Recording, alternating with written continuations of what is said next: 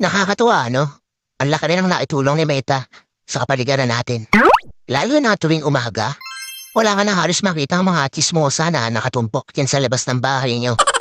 Halos bihira na nga rin silang tumumpok dyan eh. Paano kasi?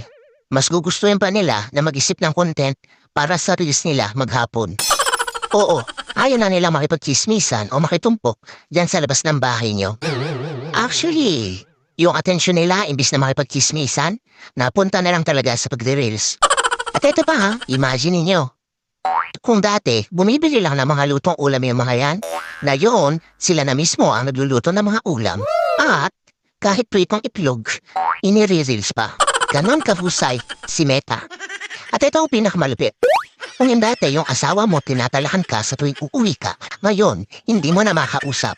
Kasi busy na sa pagla-live o hindi kaya busy sa panonood ng live. At ang mas matindi, hanggang madaling araw, nakikipag-engage na lang siya dahil wala na siyang pakialam sa'yo. Ang husay ni Meta, ano?